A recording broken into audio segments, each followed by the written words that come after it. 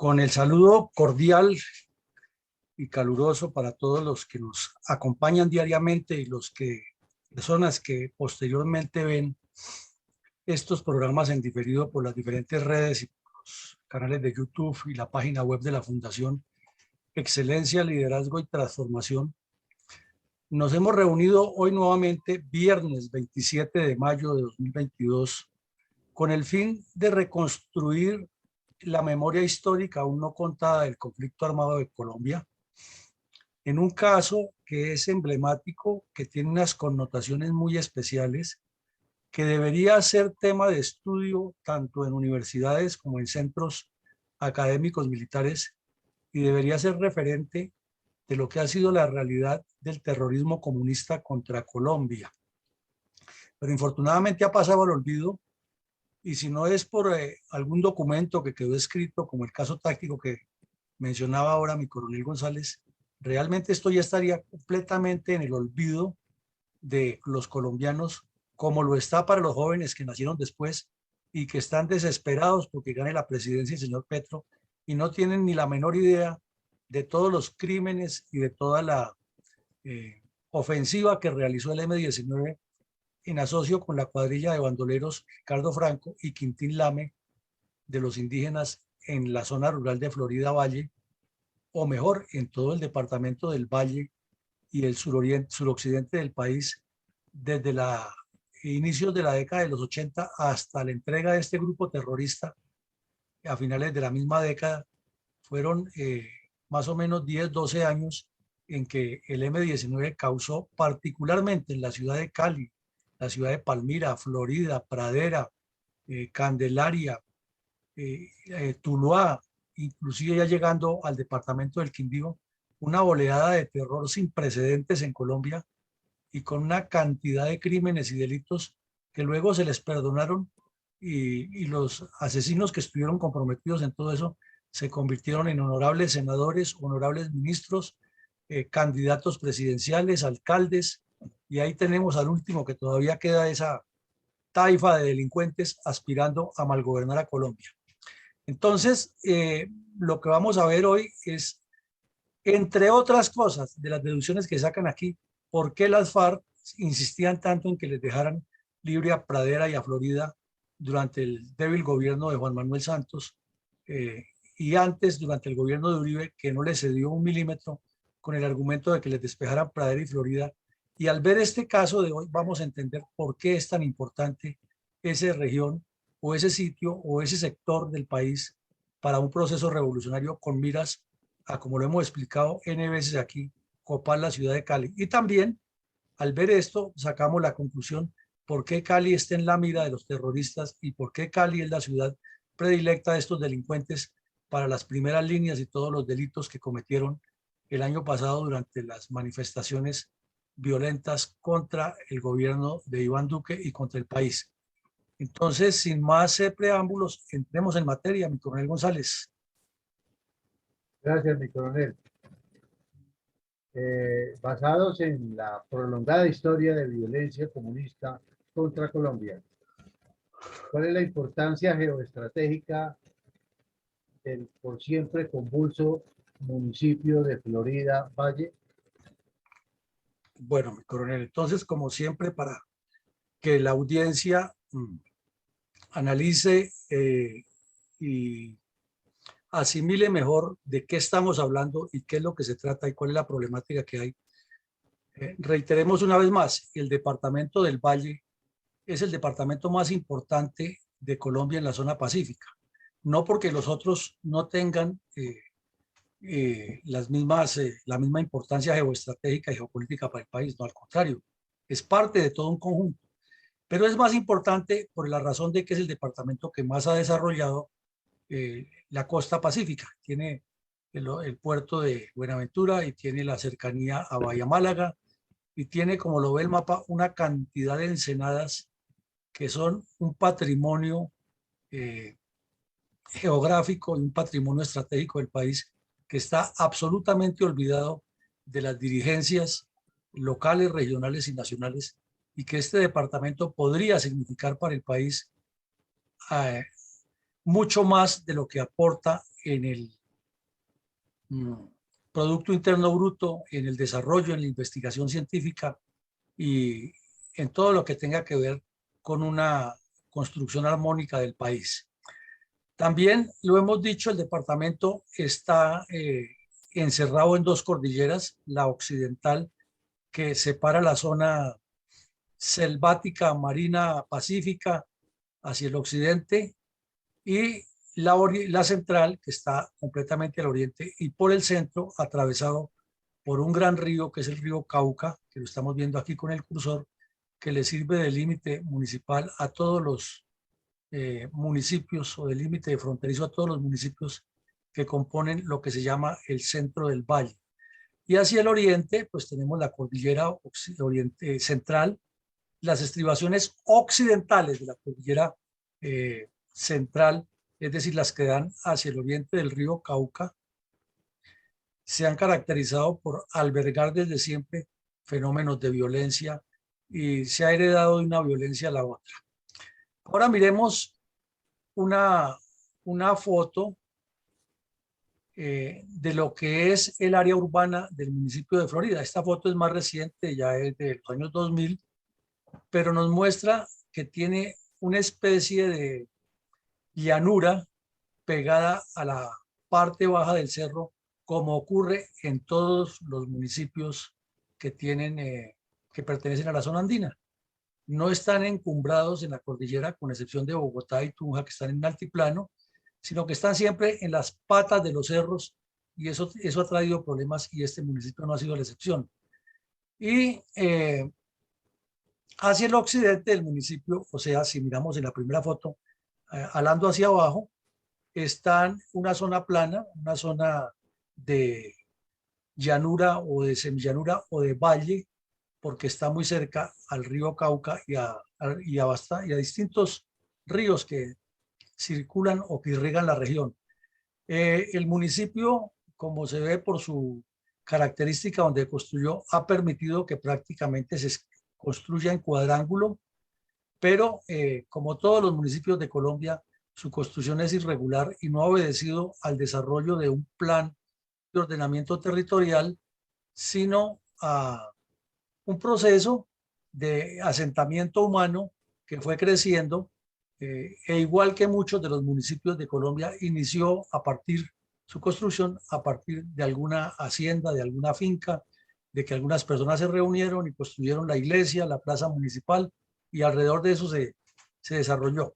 Entonces, es un municipio que está ubicado, aquí lo vemos, en toda la esquina sur oriental del departamento del Valle, y limita obviamente con el Cauca, y hacia el norte limita con otros municipios que ya vamos a ver y explicaremos por qué incide tanto. Pero lo que queremos resaltar es que esta franja occidental del oriente del departamento del Valle, o sea, este es el oriente y esta es la franja occidental de la cordillera, ahí se ha desarrollado desde siempre, desde el inicio de la violencia tripartidista en Colombia, un fenómeno de delincuencia, de violencia, de secuestros, de atracos, de delitos sexuales, y todos relacionados con conflictos políticos. Y el municipio de Florida no podría ser la excepción, al contrario, es la regla, y sin embargo ha mantenido como en un perfil bajo y no se ha destacado tanto como lo que se habla de Palmira y de otros municipios. Este es Palmira, que es bastante grande, igual Palmira es plano y hacia el oriente es completamente montañoso, porque, repito, por aquí cruza la cordillera central. Entonces vemos que ya el solo sector es muy complejo geográficamente y muy dado a que los fenómenos de violencia existan. Este mapa ya nos explica mejor, o nos deja ver mejor qué es lo que ocurre. Vemos en el centro lo que es la parte plana del Valle del Cauca. Cuando uno entra en la carretera y comienza a avanzar hacia el sur para Cali, pues se encuentra todos esos municipios que están sobre la vía, desde luego para en Andalucía como es Gelatinas, y sigue y llega hasta Cali, inclusive avanza mucho más abajo de Cali y todavía es el mismo valle. Pero en esencia lo que está haciendo la persona que va transitando por ahí es que está movilizándose en medio de dos enormes cordilleras, un sistema cordillerano muy importante, que es la cordillera central al oriente y la cordillera occidental, obviamente, hacia el occidente, y que la separación es el río Cauca, de tanta historia y de tanto contenido social, económico y político para los colombianos y en especial para los bayunos. Y al llegar aquí al sur vemos el gran problema que limita con el Cauca por el sur, el municipio de Florida, y por el oriente con el Tolima. Y si miramos ese triángulo así o esa configuración geográfica, ahí ha estado la violencia presente y muy arraigada desde la época de las guerrillas liberales, conservadores, comunistas, y ya lo vimos aquí largamente y estudiamos cómo nacieron los limpios, los comunes, cómo se formaron las FARC, la inserción de lo que llamaron los pájaros, etcétera, etcétera. Entonces, y eso nos deja más claro entender qué es lo que pasa en Florida, que es parte del problema del gran conflicto, y por eso si miramos aquí queda Florida y aquí queda Cali y aquí queda Pradera, estos tres, eso era lo que querían las FARC y tanto insistían que les despejaran esos dos municipios para liberar ahí los secuestrados. No, lo que querían era ir rodeando ya legitimado a Cali, distinto a hacer una zona despejada en el Caguán, donde es muy importante para el país, pero no tiene una ciudad tan importante como Cali en la mira. Y esa es la explicación que hemos dado siempre. ¿Por qué Alfonso Cano murió aquí cerquita a Cali? Porque cruzó por esta zona, por Florida, por Pradera, por Palmira, y avanzó hacia el Cauca, se asentó por aquí y estaba construyendo o dirigiendo todo el movimiento para tomarse a Cali. Y eso es lo que explica por qué todos estos bandidos que salen a destruir la ciudad están asentados aquí en esta cordillera y en esta otra cordillera, porque les permite ese flujo permanente y esa acción criminal. Entonces, teniendo en cuenta eso, vemos, Florida queda aquí al sur, es un municipio pequeño, está pegado a Pradera y Candelaria, que realmente viene a formar una especie de cuadrángulo eh, muy importante para bloquear a Cali por el oriente, no sino cruzar el río Cauca ya y está bloqueada Cali por el oriente, y hacerle todo el sabotaje sobre la red de infraestructura vial y sobre el movimiento económico. Y eso es lo que sale de la primera línea cuando instala aquí sus famosos retenes que montan al oriente de Cali.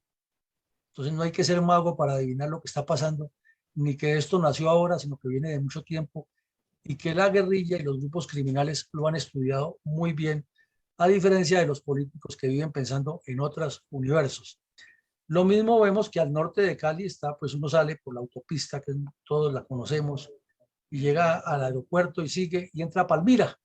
Y vemos que Palmira, pues generalmente lo que se ve en el vehículo es la zona plana, pero si alguien ya entra a las fincas y va a la cumbre y toda esa región, pues ya va viendo que las cosas van cambiando y, y si se aproxima hacia el oriente, pues ya llega a entender que es que el Tolima está ahí pegado y que del Tolima a Pradera, a Florida, a la zona rural de Buga, a la zona rural de Cerrito, siempre ha habido violencia y ha sido una zona que la guerrilla de los distintos grupos la ha tenido en la mira.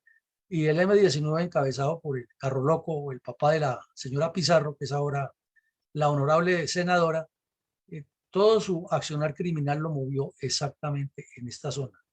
Veíamos hace poco que el señor Pizarro condujo el asesinato de unos soldados aquí en el Tolima, en la Herrera, que no es sino cruzar la cordillera de Palmira y llega al Tolima. Entonces así entendemos mucho mejor lo que ocurre. Y si nos desplazamos un poco hacia el norte, cruzamos por Sevilla, que es otro municipio hermoso, y también al oriente de Sevilla es montañoso y llega al Quindío, y en esa zona también hubo mucha violencia de chispas, de esquipe y todos otros delincuentes. O Caicedonia, que es el municipio más productor de café de la zona y uno de los más productores del país, también tiene las mismas características, quebrado y con unos antecedentes muy grandes de violencia.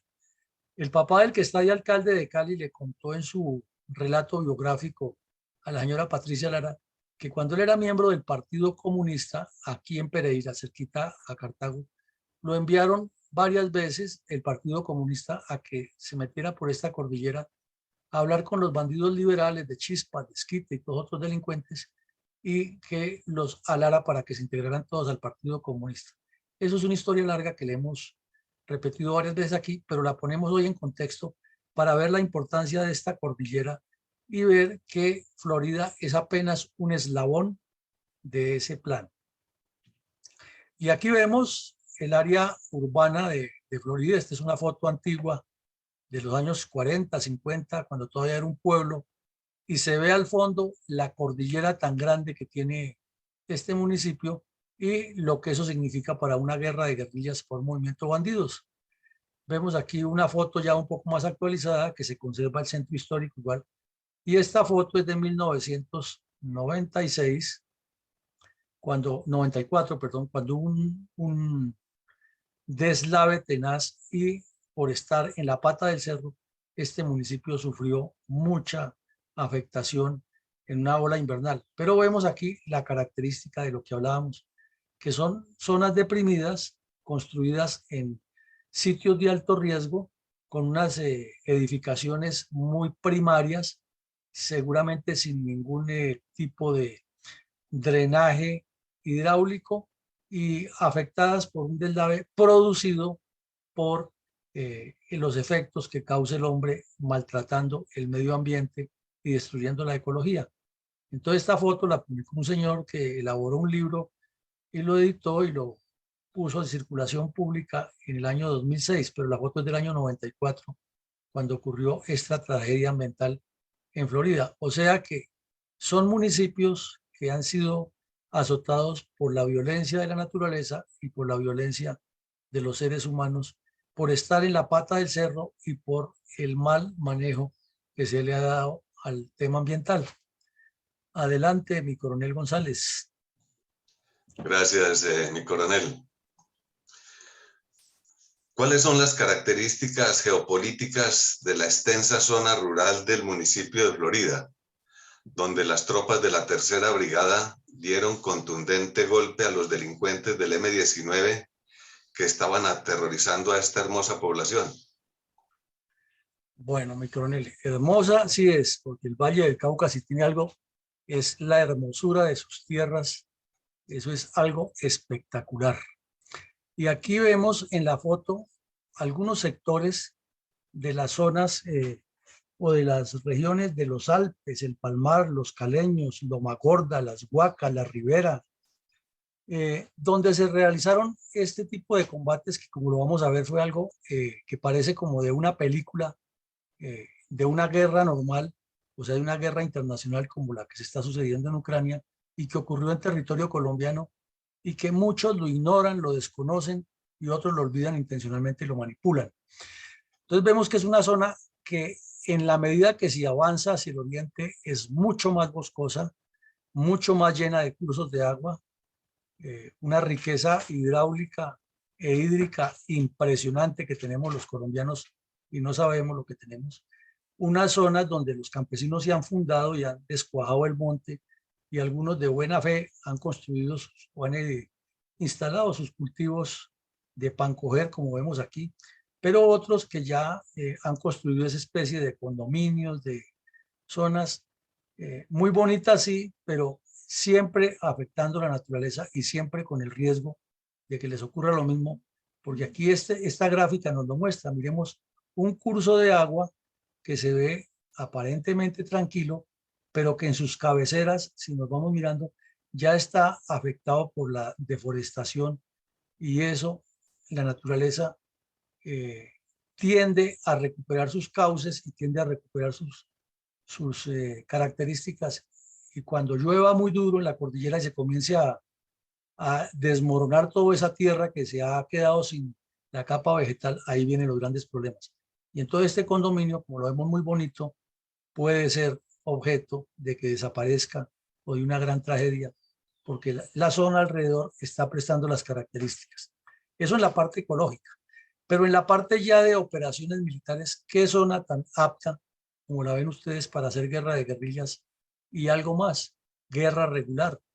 Porque cuando se estudia sobre todo las operaciones de la Segunda Guerra Mundial, que son las que más analizan las academias militares del mundo, este tipo de formaciones cordilleranas que son sucesivas son las que permiten instalar los escalones de defensa o también planear los escalones de ataque sistemáticamente para avanzar por líneas de fase.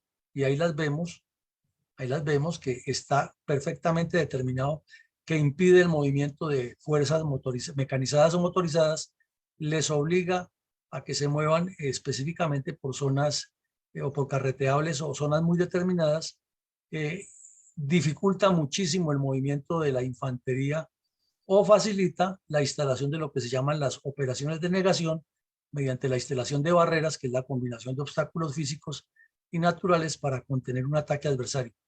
Y algo más, si se quiere hacer un movimiento retrógrado, lo mismo, porque facilita moverse hacia un filo de estos, o sea, una cuchilla, esperar ahí, presentar combate, dejar un destacamento en contacto, avanzar hacia la retaguardia e ir dilatando y desgastando al adversario.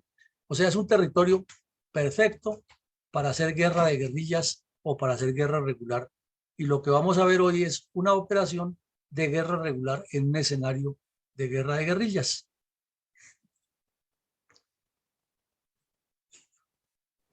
Gracias, mi coronel.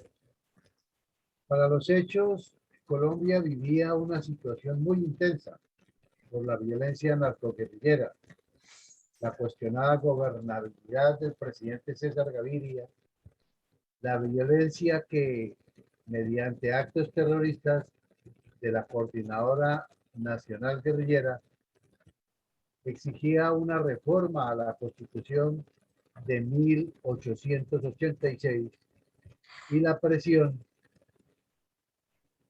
narcoterrorista de Pablo Escobar y el Cartel de Cali en las principales capitales. En este orden de ideas, ¿cuál es la importancia estratégica del contundente golpe de a las cuadrillas del M-19, el Ricardo Franco y el Quintín Lame, dado por la BR-3, como ya se dijo, en sucesivos combates tipo guerra regular ocurridos en el municipio de Florida Valle?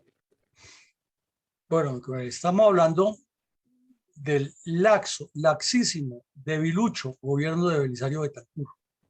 Este señor, desde que inició su campaña presidencial, comenzó a prometerle a los colombianos y a las guerrillas y a los terroristas el oro y el moro, y los bandidos le cogieron la flota porque se dieron cuenta que habían encontrado el sujeto ideal para posicionarse en lo que tanto habían buscado durante 20 años antes de guerrilla comunista, que era el reconocimiento político.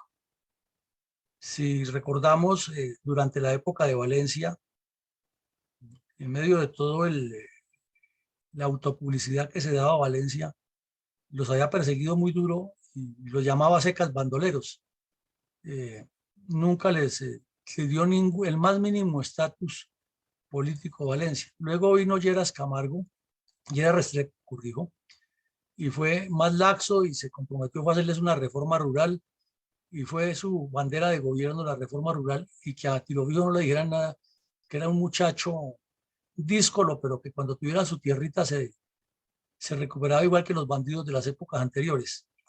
Después vino el gobierno de Pastrana papá, igual de desfasado al de Pastrana hijo, y sin embargo hubo la persecución contra las FARC en una operación que vimos aquí, la Sonora, que fue la más sonora de las operaciones contra las FARC en esa época. Y entre tanto eran las fuerzas militares, el ejército, el que ha sostenido la caña presionando a la guerrilla en distintas partes del país. Pero el gobierno de Pastrana papá terminó fue en el nacimiento del M-19 y todo lo que ocurrió de ahí para allá. Y vino el gobierno de Turbay, fue muy duro con la guerrilla, y tras el robo de las armas, que también ya lo analizamos aquí, terminaron todos los cabecillas en la cárcel. Pero estando estos tipos en la cárcel, comenzando hasta ahora a pagar sus delitos, apareció el señor Belisario Betancur. Como dice el chiste, no le pusieron la cerca a Amagá para evitar que se saliera, y se salió de Amagá a causarle daños a Colombia. Y con el cuento de que él quería la paz, andaba igual que Pastrana y Santos buscando premio Nobel, terminó cediéndole a los bandidos todo lo que querían, y el M-19 se empoderó realmente del suroccidente del país, sobre todo el énfasis sobre Popayán y Cali, que eran los objetivos que tenían muy claros ellos, con base en un estudio largo que lo inició el MOEC, hicieron las guerrillas comunistas, de que esos son los epicentros para controlar todo el Pacífico, partir el país en dos y comenzar a avanzar hacia la toma del poder. Esa es la estrategia y es lo que piensan. Que lo logren es otra cosa, pero es el plan de ellos y hay que mirar siempre qué es lo que planea el adversario para entender cómo es que hay que contrarrestarlo. Entonces, en esa época hubo otro caso que ya lo estudiamos aquí muy largo, que fue que el tío de la señora María José Pizarro, Hernando, también era terrorista de las FARC y le dio por romper con las FARC y fundar con otro delincuente que se llamaba José Fedor Rey, también bayuno, también caleño, una disidencia de las FARC que la llamaron la Ricardo Franco, en memoria de un terrorista de las FARC que ha sido eliminado en Cundinamarca, que se llamaba Ricardo Franco. Pero la realidad de esa disidencia era que el Tornillo Lozada, Granda, Jacobo Arenas y Pablo Catatumbo, que también es del Valle, Pablo Catatumbo también allá de esa región, y fue del M-19, luego se pasó a las FARC, que Pablo Catatumbo y estos otros tres planearon asesinar al tal José Fedor Rey por manejos de dineros, en especial de secuestros.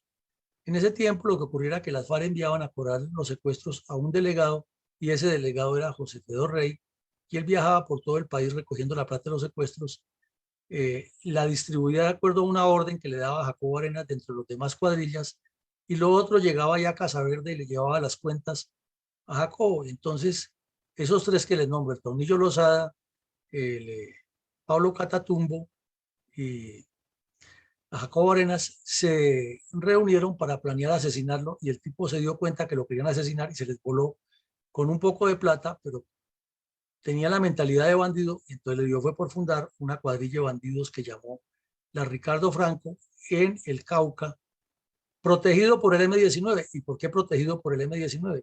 Porque todos sus compañeros de estudio estaban metidos en el M-19 y habían sido algunos de las FARC y entonces le dieron, pues cree usted su propia cuadrilla aquí, como les había dado plata también, porque esa fue parte de la pelea, que plata de la que recolectó de las FARC se la pasó al M-19 para financiar.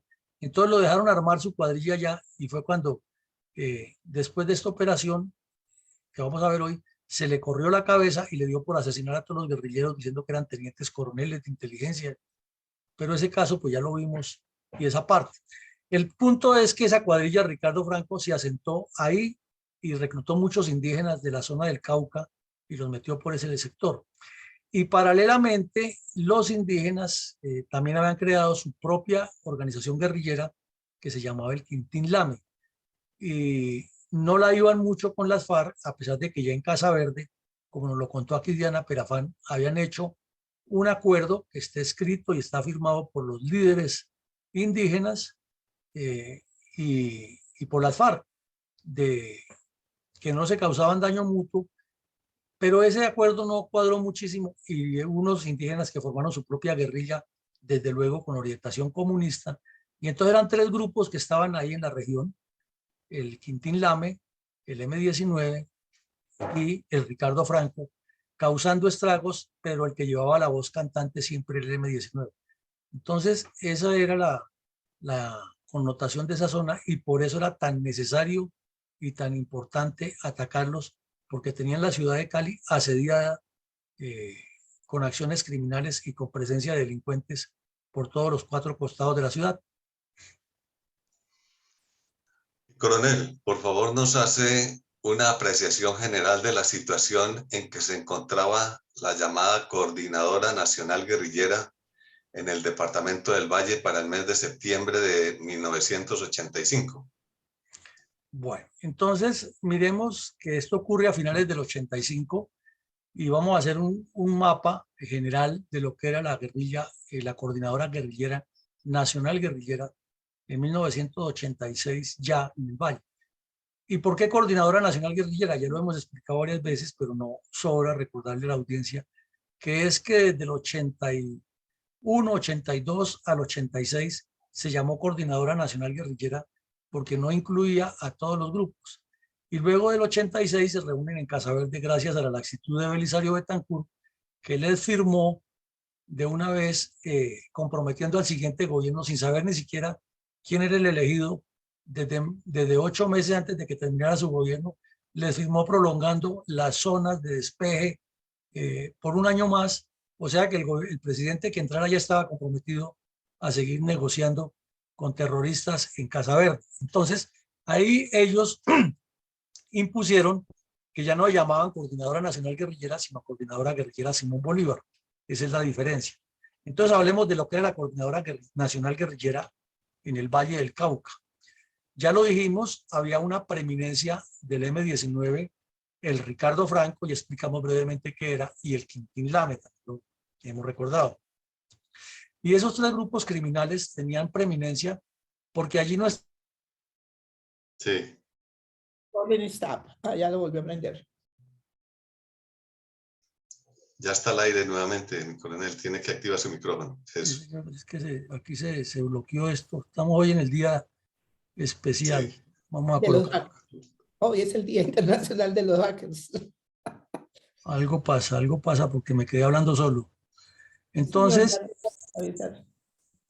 decíamos que esta era la situación general de las guerrillas allá en la zona. Que el sexto frente tenía presencia en el Cauca, que se estaba hasta ahora desdoblando, pero que en el valle lo que había de las FARC era mucha célula urbana, sobre todo en la Universidad del Valle, donde estaban reclutando muchachos en los sindicatos, y más hacia Buga, por ejemplo en Sicolac, tenían también una presencia grande. Raúl Reyes todavía no se había metido al monte y era uno de los jefes sindicalistas que más reclutaba gente para la guerrilla y trabajaba ahí en Buga. Marcos Calarcá, también muy conocido por reclutar jóvenes y enviarlos hacia otras regiones del país, como veíamos ayer en Antioquia con la 9ª cuadrilla, con los bayunos. Entonces todo este trabajo era muy intenso, y el M-19, que había tenido gente de las FARC y que había tenido gente del Partido Comunista en el Valle, aprovechó esa zona porque la conocía muy bien, y sobre todo por ese entronque de la cordillera para cruzar hacia el Tolima, el Quindío y el Valle lo dominaban al dedillo. Tenían gente que los conocía como guerrilleros. Entonces todo eso generaba un avance para el M-19, pero un cierto choque y fricción que nunca se superaron con las FARC, porque básicamente les estaba quitando su base política de la región. Entonces, por eso la preeminencia era del M-19. Tenían una relación muy tensa. Sin embargo, como hemos explicado aquí, el plan de la campaña bolivariana para una nueva Colombia de las FARC tiende a crecer. Entonces, Jacobo Arenas lo que piensa es en cooptarlos a todos, y por eso no rompe relaciones del todo, y aprovecha que el M-19 tiene incidencia en el Ricardo Franco y el Quintín Lame y procura atraerlos. Entonces vemos que es una situación bien compleja la que está sucediendo en esa época. La campaña bolivariana para una nueva Colombia no tenía la suficiente presencia en el Valle por parte de las FARC. Entonces lo que hizo Jacobo Arenas fue estimularlos a que cometieran muchos delitos en el Cauca, en los límites con el Valle, para que fueran avanzando y copando la zona y demostrando que los organizados eran las FARC y que los otros eran, como los llamaba Jacobo Arenas, ilusos extremoizquierdistas. Tenemos también que los 3 grupos criminales, el M-19, el Ricardo Franco y el Quintín Lame, venían realizando una cantidad de lo que llamaban acciones conjuntas en la cordillera central, sobre todo en los límites de Valle y Cauca, y con extensión ya al Tolima y al Huila. Y otra cuadrilla que había en el Caquetá. Recordemos que cuando se robaron las armas, muchas de esas terminaron en el Caquetá, en la cuadrilla que estaban fortaleciendo y creando, y que inclusive después, cuando llegó un cargamento de armas desde Centroamérica, o del Caribe mejor, ese cargamento tuvieron que acuatizarlo en el río Orteguaza, allá en el Caquetá, pero era un grupo que tenía muchísima relación con esta gente que se estaba moviendo por todo este sector. Bueno, tenían también una proyección geoestratégica, ya no solamente sobre el Cauca y el Tolima, sino hacia el Chocó. Por eso fue que por ahí entró la columna motorizada, una columna de terroristas que venían de Cuba, porque el Putumayo lo pensaban ellos trabajar era con lo que Pizarro llamó el Batallón América. Ya lo han intentado en el 81 con el asalto a Mocoa y la inserción de unos bandidos por el Nariño, que aquí el general Fernández vino y nos explicó todo el combate que tuvo con ellos. Y lo que hicieron fue centrarse en el Caquetá y dejar como una retaguardia estratégica al Putumayo, pero luego las FARC se les adelantaron y les quitaron esa zona. No les fue muy bien en el Putumayo, ahí fue cuando cayó toda la cúpula del M-19 en límites con Ecuador, y por eso estaban presos cuando el señor Betancourt decidió sacarlos de la cárcel con el cuento de la paz. Entonces vemos que es una historia larga, compleja, llena de detalles, que para tocar un tema inmediatamente hay que atarlo con otro, pero en síntesis ellos querían ir a todo el suroccidente del país y el occidente del país, incluyendo al Chocó. Entonces por eso decíamos al principio que el departamento del Valle es el más importante, pero que toda la región es importante para el terrorismo, así como es importante para el desarrollo del país. Ya desde esa época, las guerrillas comunistas, en este caso las tres que mencionamos con mayor preeminencia, M-19 de Ricardo Franco y Quintín Lame, tenían vínculos, disputas con los carteles de Cali y el norte del Valle. Pues obviamente por recursos, por manejo de dinero, por reclutamiento de jóvenes, por extorsiones, por todo lo que se maneja en esa compleja relación, ahí estaban todos comprometidos, y con esa incidencia tan fuerte que tiene el narcotráfico en amplios sectores del Valle del Cauca, pues finalmente terminaban un montón de personas comprometidas de una u otra manera con uno de los dos grupos. Y esos asentamientos que se han hecho en el sector de Agua Blanca, Siloé, La Estrella, Petecuy y todo lo que conocemos de Cali, que es tan difícil por la invasión y por los sectores de pobreza, pues fueron aprovechados por estos grupos para hacer en esa época, que estaban en diálogos y en choques y a veces que hablaban, a veces se miraban feo con Belisario Betancur. El ilustrísimo doctor Antonio Navarro Wolf se asentó ahí en la zona de Siloé y formó una especie de cuarteles de terroristas urbanos en Cali. Eso parece increíble. Lo llamaban dizque los campamentos de paz, pero como el presidente estaba completamente dispuesto a que le dieran un premio Nobel de Paz, les toleró todo eso. Y ahí los muchachos de 13, 14, 15, 16 años, que ya en Cali, por lo general, de esos sectores están cercanos con el delito, allí recibían instrucción militar y tenían armas y controlaban el barrio y atracaban los vehículos que subían a llevar el comercio y los repartían entre los habitantes de la ciudad. Y el director de todo eso era el ilustrísimo doctor Antonio Navarro Wolf.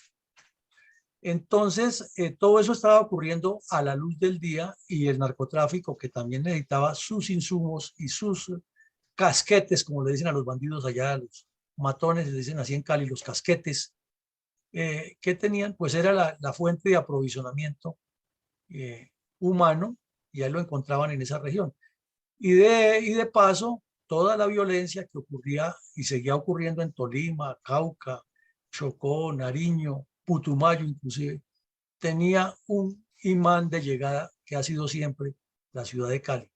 Entonces, de ser una ciudad que fue modelo en Colombia en los años 50 y 60, por su civismo, por su limpieza, por la belleza de sus calles, por las fuentes en la Quinta Avenida y la calle Quinta, pasó a convertirse en el centro de recepción de todo la problemática social del suroccidente del país y en la multiplicación de la delincuencia, y ahí tenemos los resultados hoy.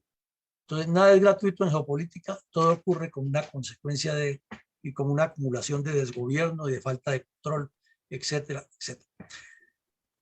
Ya para esa época, los cursos que se hacían en la Ucrania, en Casa Verde, allá dirigidos por la hija de Jacobo Arenas y por otros terroristas, estaban siendo desdoblados o multiplicados en diferentes regiones. Y el M-19, que tenía una tendencia a vivir de reunión en reunión. O sea, el M-19 se caracterizaba por acciones espectaculares y reunitis. Eso el M-19 hizo en su corta existencia como grupo criminal, hizo por lo menos 20 asambleas. Se la pasaban en reunión, salían de la reunión, iban y causaban un poco de delitos y otra vez para otra reunión de planeamiento y cursos. Y como había gente, fue el grupo que tuvo más nivel académico, muy preparada, se ofrecían voluntarios para dictar cursos de cuánta cosa había. Por eso la guerrillerada del M-19 tenía, como decían ellos, un nivel de conciencia superior frente a las demás guerrillas, porque se la pasaban estudiando, haciendo actos criminales y estudiando lógicamente la teoría marxista-leninista. Y los ataques terroristas que producían el M-19, Ricardo Franco y el Quintín Lame, iban todos interactuados. Entonces, mientras las FARC buscaban controlar a las guerrillas con una acción central dirigida a partir de la campaña bolivariana para la Nueva Colombia, el M-19 pensaba copar el suroccidente de Colombia, especial la ciudad de Cali, y desde ahí generar un nuevo proyecto revolucionario. Todo esto lo sabía la inteligencia militar, se le pasaba al doctor Belisario Betancur y a sus ministros, pero como decían las abuelas, le entraba por un oído y le salía por el otro, porque ellos estaban pensando en otra cosa. Y todo eso quedó en los archivos y ahora es que lo estamos desempolvando y contándole al país cosas que se han guardado como secretos olvidados. Bueno, tenemos también aquí que para esa época el M-19 encabezó con los demás grupos esos 4 factores: los secuestros, el narcotráfico y la colocación de minas antipersona y de minas antitanques, porque hubo sectores planos del departamento del Valle, la parte baja de Florida, la parte baja de Pradera, la misma parte baja de Cali, donde hubo que utilizar tanques de caballería para combatir contra el M-19. Óiganlo bien, tanques de caballería. En Colombia los tanques entraron en combate. Y lo mismo en el norte del Valle hubo necesidad de actuar con artillería pesada y con tanques de caballería en muchas ocasiones. Y en algunas carreteras tocaba movilizar la tropa escoltada por tanques y el M-19 les puso minas, inclusive en esta operación, minas antitanque. Entonces estábamos hablando ya de una guerra que pasaba a ser una guerra regular. Bueno, y por último, el M-19 se le adelantó a las FARC, que ya habían hecho un pacto, como lo contó aquí Diana Perabán, de hacer contactos con los indígenas. Entonces, todo esto para resumirles a ustedes que lo que está pasando en este momento en el país no es nuevo, que es el producto de, y que por ignorar ese pasado, por desconocer lo que nos pasa, entonces aparecen ministros de gobierno o ministros del interior como la doctora Ángela Patricia Gutiérrez, que estuvo en el Cauca negociando durante el primer año del gobierno Duque el despeje de la carretera, y podemos apostar doble contra Cecilio y colocarlo sobre la mesa, que esa señora no tenía ni tiene la menor idea de toda esta cosa y llegó a negociar con semejantes fieras que llevan 40 años manejando esto.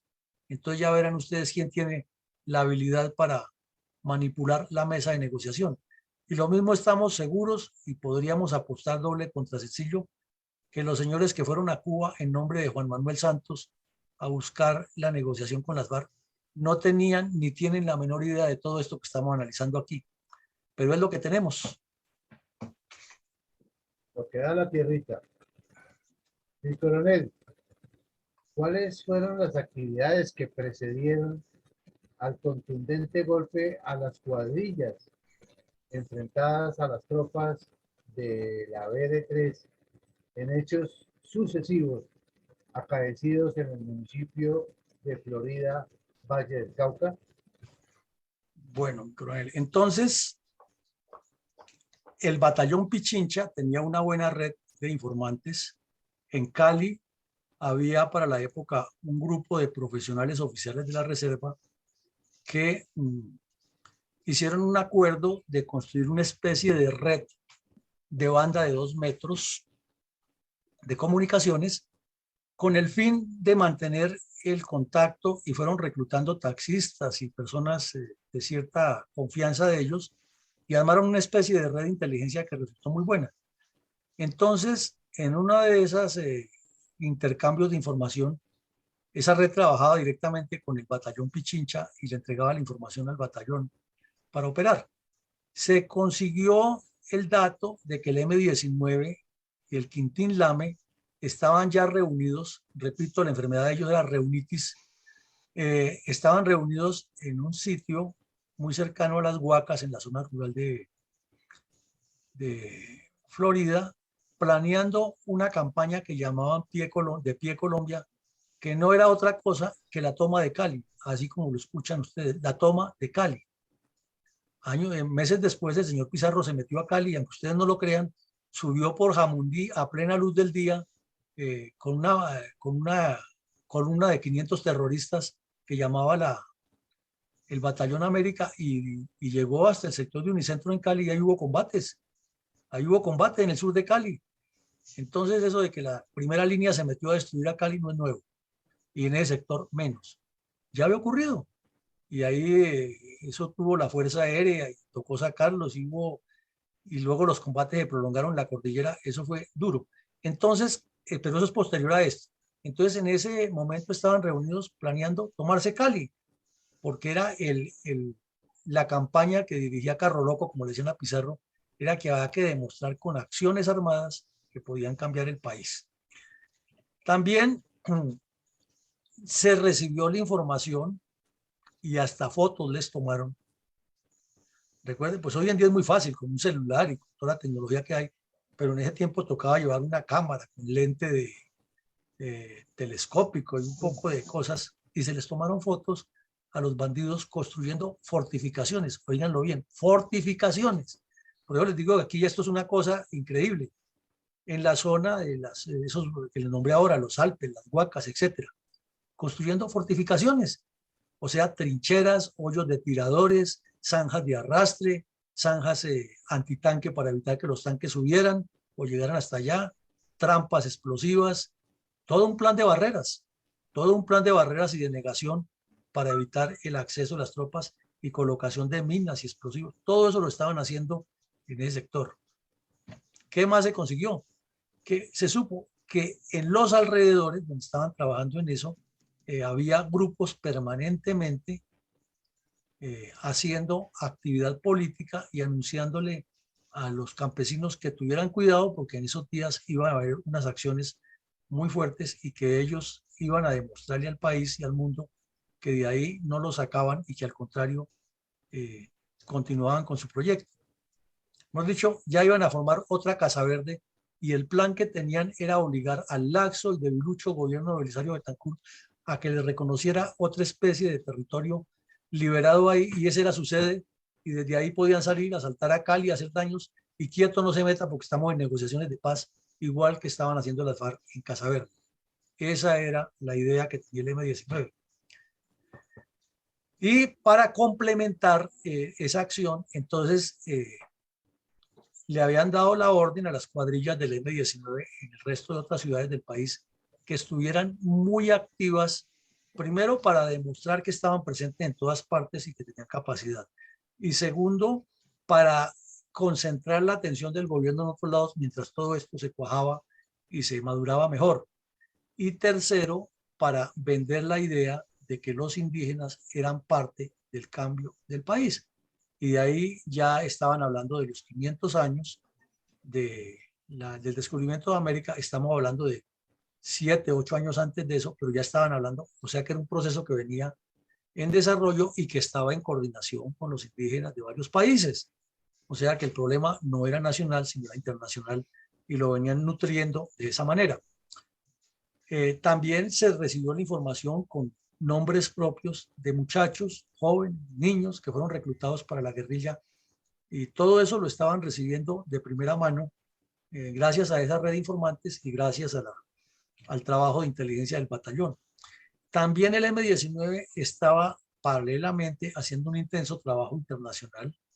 Recordemos que no mucho antes, el señor Belisario Betancur había viajado exclusivamente a Madrid a reunirse con el cabecilla del M-19 y luego tuvo otra reunión en México, y el ilustrísimo doctor Alfonso López Miquelsen, que no hubo un solo hecho negativo contra Colombia entre 1940 y el año 2000 en el cual no estuviera metido él, también participó en reuniones con los narcotraficantes en Panamá y con los del M-19, porque el compañero jefe, como le decían a López Miquelsen, no podía estar fuera de ninguna pomada donde se tratara de hacerle daño a Colombia. Parece que era el padre político de César Gaviria y Roy Barreras. Bueno, y también para esa época el M-19, miren lo avesado que era este grupo, ya estaba planeando el asalto al Palacio de Justicia que habían encargado al señor Almarales de que lo organizara, y el asalto al Batallón Cisneros que habían encargado al señor Gustavo Londoño, alias Boris, y a Libardo Parra alias Oscar. Eran los dos que estaban.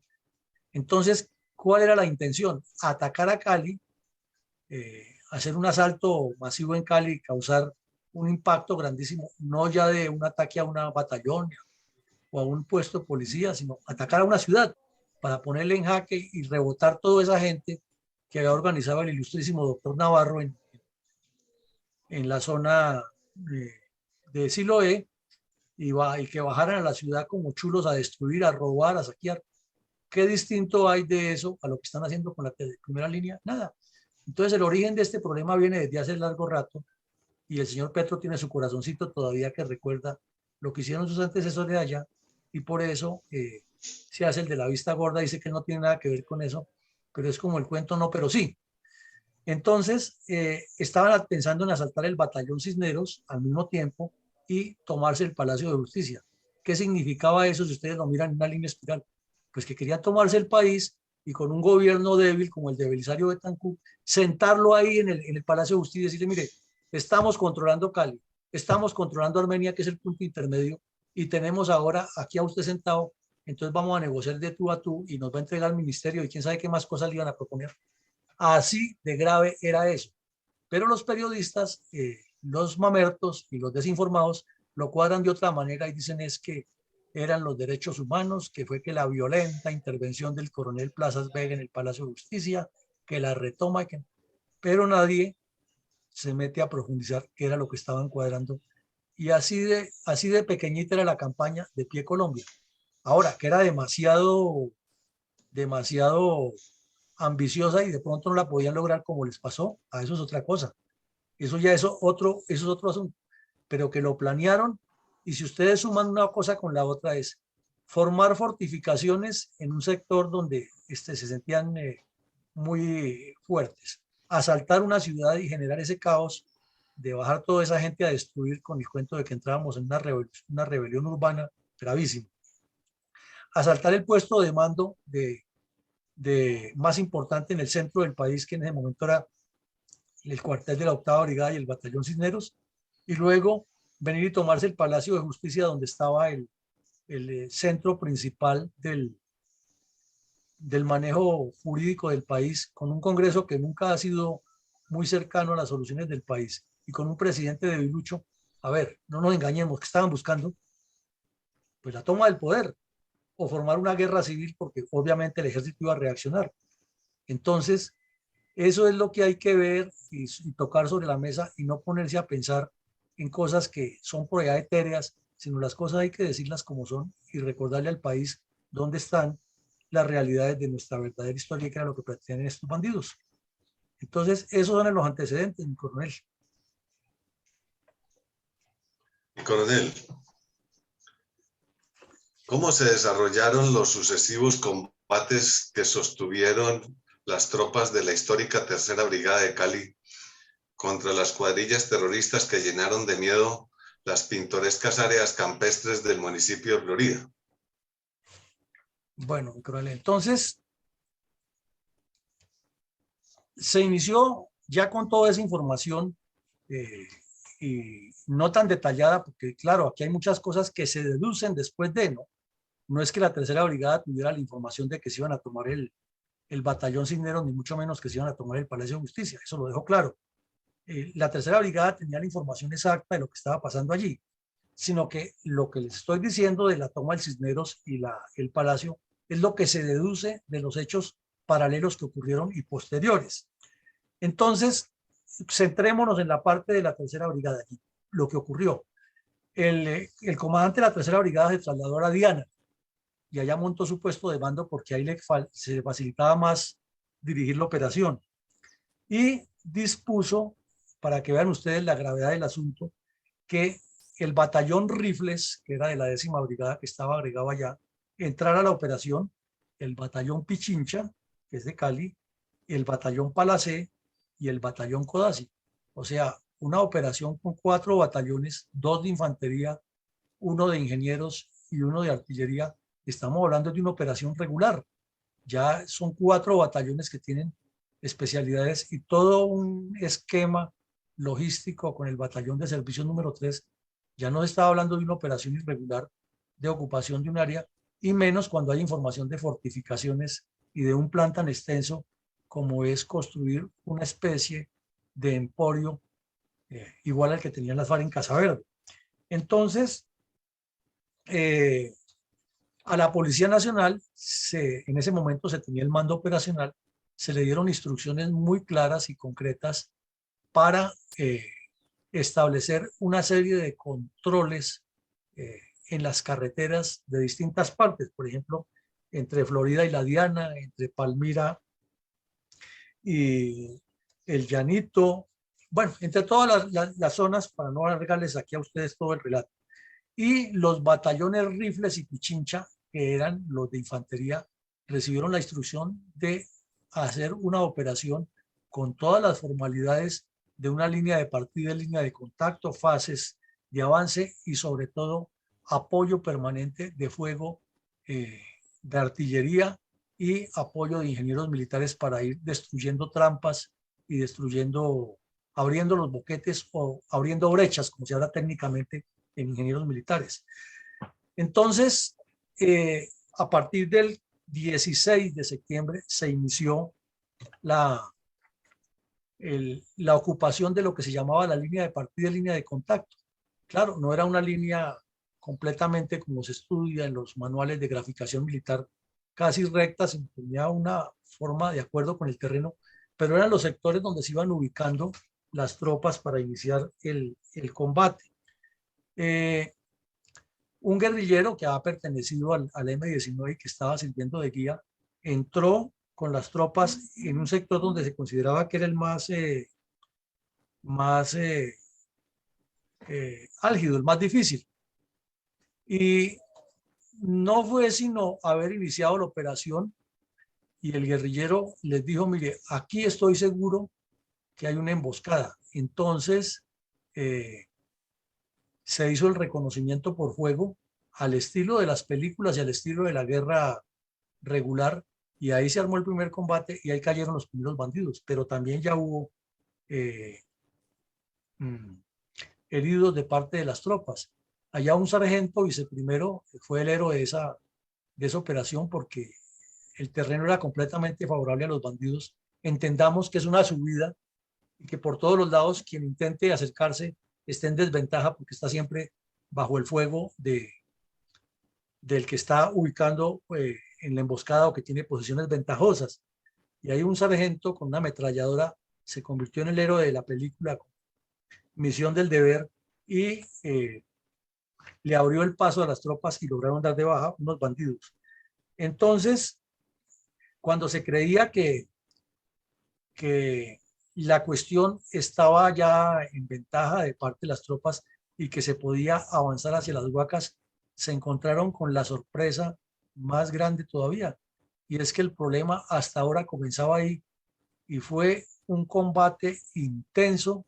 Hubo necesidad de meterle artillería de 105, hubo necesidad de utilizar morteros de infantería y la Fuerza Aérea tuvo que venir a pegar varias rociaditas de ametrallamiento y de bombas que no eran tan precisas en ese momento, pero ya en una zona que es no tan rural, pero tampoco urbana, ya están utilizando bombas y ametrallamiento, ya son palabras mayores, y los bandidos atrincherados completamente, y no en cualquier trinchera, sino trincheras construidas técnicamente tanto en la forma como en la ubicación en el terreno, para cubrir todos los campos de tiro y cubrir todos los sectores donde se podría presumir que asomaban las tropas. Y la gran dificultad es que el territorio ya es nublado, entonces el helicóptero artillado podía entrar a apoyar con fuego, pero no había en ese tiempo la ubicación exacta que se tiene ahora con GPS en tierra, y era aproximado y a punta de señales. Yo le pongo una sábana blanca y desde esa sábana blanca yo marco una azimut de 80 grados y una distancia de 500 metros ahí sobre ese sector a metralla. Entonces los pilotos también manualmente hacían un cálculo de, de, de, de ubicación y de azimut, y hacia allá disparaban. A veces, si la información no era exacta, pues le estaban disparando a lo que no era, pero era que el cielo se tapaba y el helicóptero tampoco podía avanzar más por el riesgo a estrellarse contra la montaña o sufrir un percance. Todo eso pasó ahí en ese momento. Pero sin embargo el combate continuó y ahí hubo otro poco de muertos y de heridos, y luego vino el reajuste del dispositivo, el análisis de la situación por parte de las tropas que estaban comprometidas, y nuevamente otro asalto sobre el Cerro Las Huacas y reajustes en la maniobra. Ya iban cayendo bandidos y también soldados, pero la sangrienta semana seguía avanzando, y en una acción increíble, tropas del batallón Rifles hicieron una aproximación táctica terrestre en un frío tenaz, porque ya la zona se pone muy fría y lloviendo, y más esas zonas montañosas, cuando hay explosiones y cuando hay disparos muy fuertes, inmediatamente se desgajan unos aguaceros de padre y señor mío, y zona fría, soldados sin comer comida caliente, sino con tarros, el equipo se pone mojado, pesa. Eso es una situación muy dura, durmiendo muy poco, siendo sorprendidos por el fuego. Eh, Sin embargo, los soldados que demuestran el temple de nuestros combatientes se les metieron a los bandidos hasta una primera línea de trincheras y los desalojaron de allí. Pero había que avanzar hacia otra línea de trincheras, como ya vimos en los mapas, y el terreno siempre en contra. Entonces hubo una nueva emboscada y hubo fatalidades de lado y lado, y nuevamente apoyo de fuego morteros. Y no les estoy contando una película, ni les estoy haciendo el guión para Hollywood, les estoy contando la realidad de cómo fueron desarrollándose los hechos en esa situación. Entonces, nuevamente se esperó a que cayera la noche y vino el avión fantasma y apoyó con fuego aerotáctico, y se logró un avance nocturno hacia nuevas posiciones para ganarles a los bandidos el territorio. Entonces, ese día, al día siguiente de esa noche, ya es como el quinto día de operaciones, cuarto o quinto día, en Cerro Gordo se presentó un combate similar al de una guerra regular. Eso fue desde las 5:45 de la mañana, como está establecido en la doctrina, que se inician los combates, hasta las horas de la tarde. Fuego va, fuego viene, y al final en eso se probó que han muerto 5 bandidos que desocuparon las trincheras y 2 soldados que perdieron la vida en el asalto subiendo a coronar ese cerro, que no fue nada fácil. Luego, por un carreteable, entró un pelotón de tanques, como ustedes lo oyen, y estamos hablando de utilización de tanques también para apoyar con el fuego de sus cañones y avanzar a unas unidades de infantería que desde los cerros aledaños francotiradores la tenían controlada.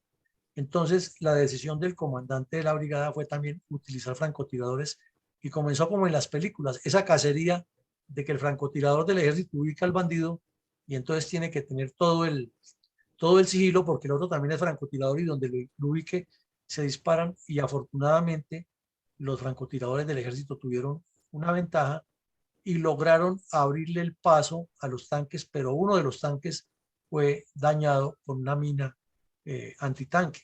Entonces vean ustedes todo lo que estamos contando que ocurre en una semana y que trajo como consecuencia una maniobra final de guerra regular completamente en un terreno, de la ocupación de un terreno al estilo de la guerra regular, de la destrucción de trincheras y de un análisis de una operación que, repito, ha pasado al olvido, pero que la vivió la Tercera Brigada en un momento histórico en que el país lo necesitaba y que fue realmente el principio del fin del M-19, que sin embargo, habiendo fallado en esta zona, se atrevió a asaltar el batallón Cisneros, que sin embargo, habiendo fallado en el batallón Cisneros, se atrevieron a asaltar el Palacio de Justicia, porque su proyecto era más allá y no se paraban en palitos una guerrilla que realmente no se ha estudiado en su dimensión y no se ha visto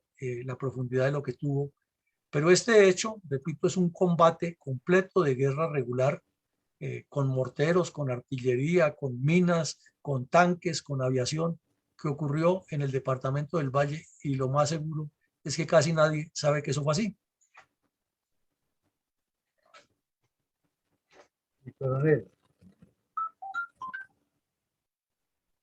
¿cómo se cuantifican los resultados del enfrentamiento armado entre tropas de la Tercera Brigada y bandoleros de 3 diferentes cuadrillas tratados en el programa del día de hoy?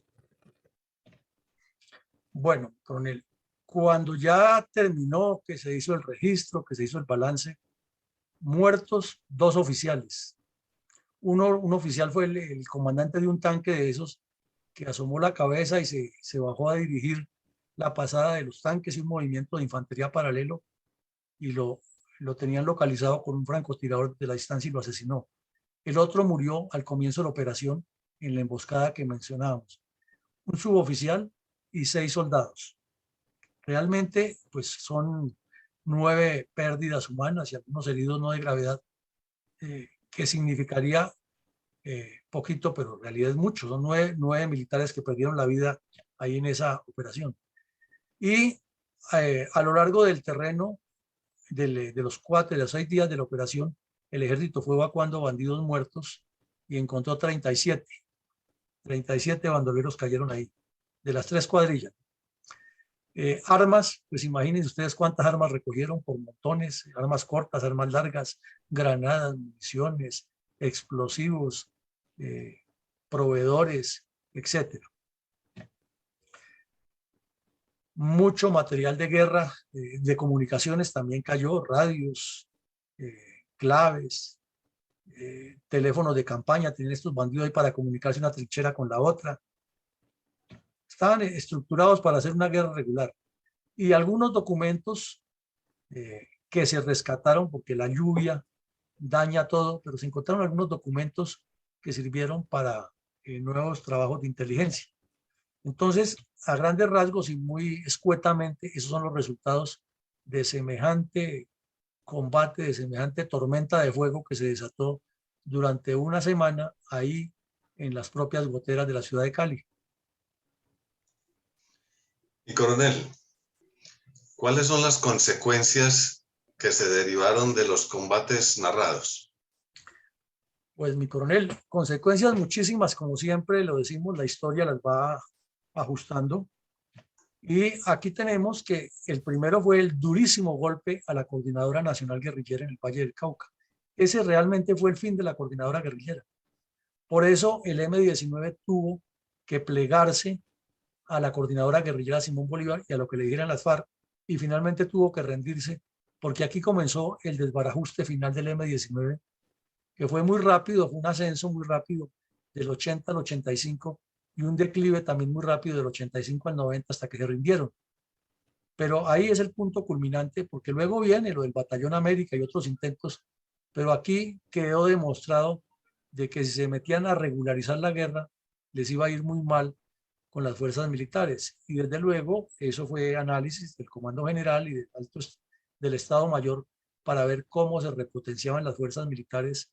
Ya se trajeron más visores nocturnos, porque en esa operación fue que se inauguró el uso de los visores nocturnos, de los mini designadores láser, que eran muy efectivos para colocarle el puntico rojo donde uno quería disparar, y donde estaba el puntico rojo, desde que tuviera la mano firme, ahí pegaba el tiro.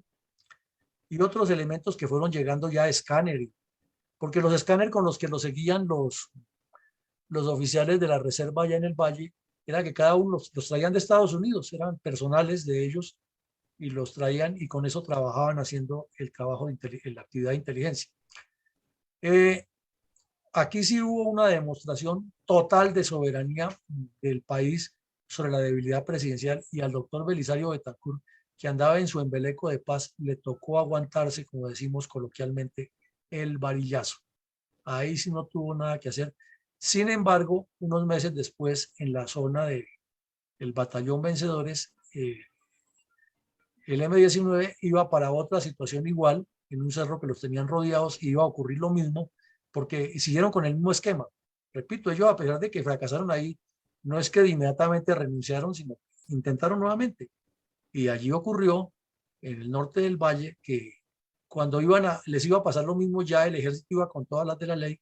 Entonces el ilustrísimo doctor Ramírez Ocampo se reunió con unos delegados de ellos en Europa e intercedió para que Belisario suspendiera la operación, y la operación se suspendió.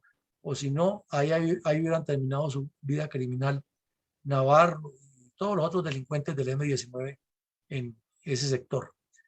Y luego de ahí ya comenzaron a hablar de que se iban a entregar, y se entregaron.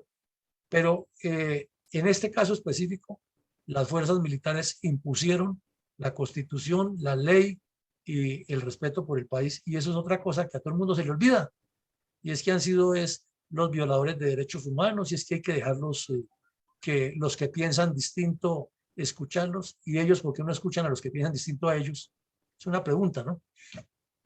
Bueno, y hubo una exitosa experiencia de guerra regular, no solo para Colombia, sino para el continente. Solo en El Salvador se presentaron algunas situaciones medio parecidas en guerra de guerrillas, pero no ha habido en Colombia otra operación igual.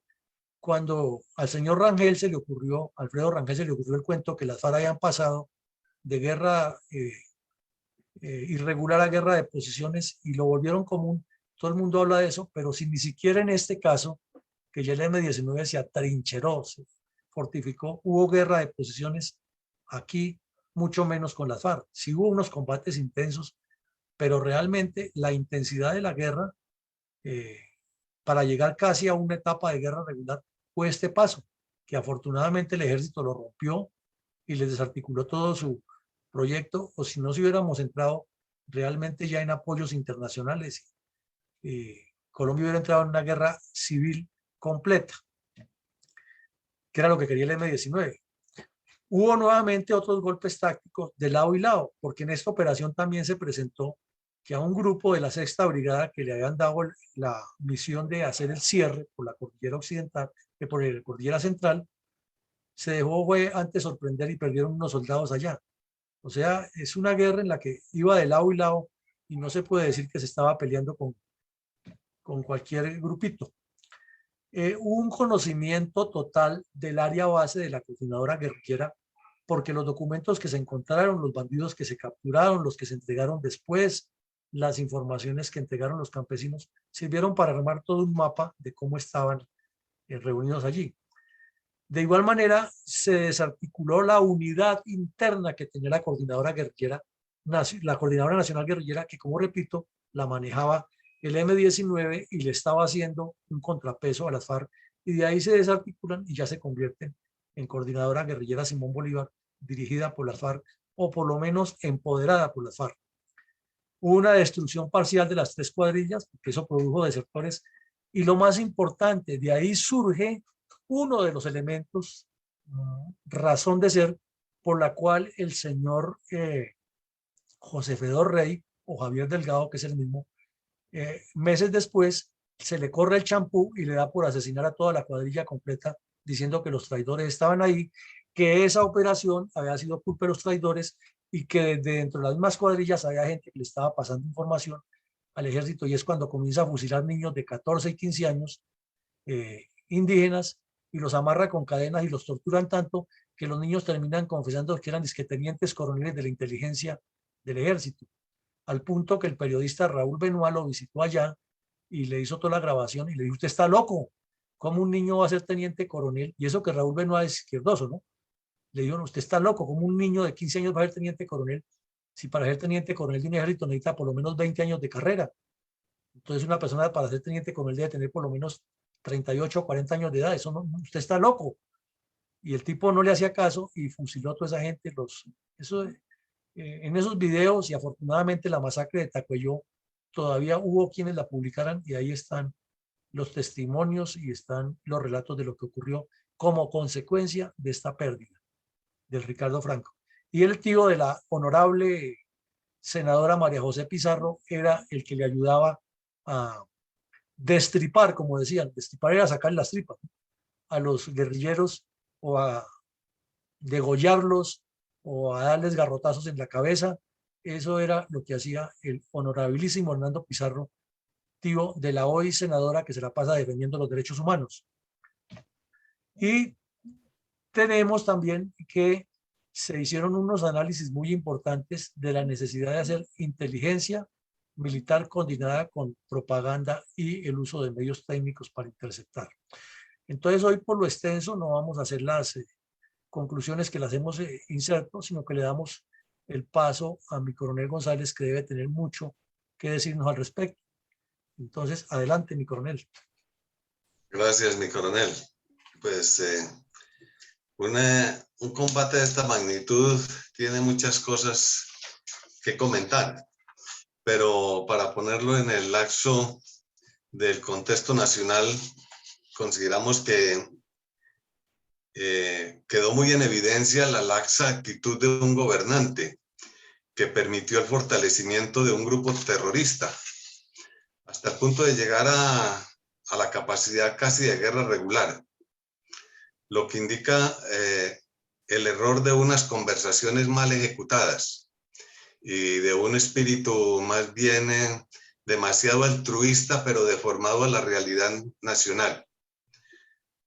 Como también se evidenció años después en las conversaciones de La Habana, aunque no sucedió de la misma circunstancia, pero las conversaciones tuvieron errores similares.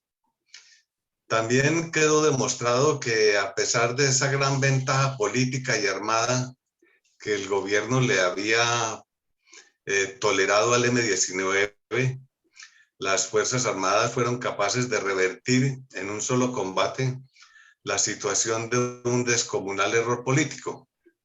Entonces, es totalmente evidente de que siempre, aunque aquí ha habido muchos detractores y especialmente los enemigos de la democracia, porque no les conviene, de que siempre el factor político tiene que ir unido al factor militar. Así ha sido durante toda la historia de la humanidad. Y viceversa, el factor militar siempre tiene que estar unido al factor político, porque el factor político es el que alimenta y cuida la paz y la administra. Es lo más fácil, porque lo más difícil es la guerra para reconquistar la paz cuando el factor político la ha dejado perder. Y es lo más doloroso. Pero cuando el poder militar vuelve y restablece las facilidades y las bondades de la paz, nuevamente se la entrega al factor político para que la siga aprovechando. Desafortunadamente nuestros políticos no entienden estas ideas, pues, quizás por falta de educación o de conocimientos o de doctrina y cultura militar, porque muchos políticos inclusive han pensado de que para ejercer la política hay que ser inclusive desconocedores del poder militar, pero eso no es lo que ha demostrado la historia humana, la historia universal. Entonces son muy apáticos, indiferentes y hasta inclusive reprochadores de la profesión militar y de la importancia que es tener el dominio y control del poder armado en favor, lógicamente, de la paz, no como ellos pretenden presentarlo con mucha frecuencia, que es que se quiere ser militarista para estar en favor del espíritu guerrerista. Pero estos son deformaciones precisamente debidas a toda esta ignorancia. Entonces ya podemos ver que un combate muy físico, muy material, muy evidente, muy sentido, muy visible, tiene repercusiones políticas, geopolíticas, sociales, culturales y hasta religiosas en una nación, que es lo que nos falta aprender. Muchas gracias, mi coronel. No, usted, mi coronel, muy amable, muy puntuales, muy instructivas sus reflexiones y sobre todo muy al lugar con la relación de la política con la guerra. Entonces no sé si mi coronel Alarcón tenga hoy comentarios de los asistentes, que supongo que hay varios. Y efectivamente mi coronel Isaac Betancourt está participando a través del Facebook Live y nos ha dejado una nota que dice lo siguiente, entre comillas, quien no conoce su historia está condenado a repetirla. Primero la vive como comedia y después como tragedia. Eso es todo lo que tenemos por el día de hoy en el Facebook de nuestra, de nuestra fundación en el presente programa. Muchas gracias, mi coronel.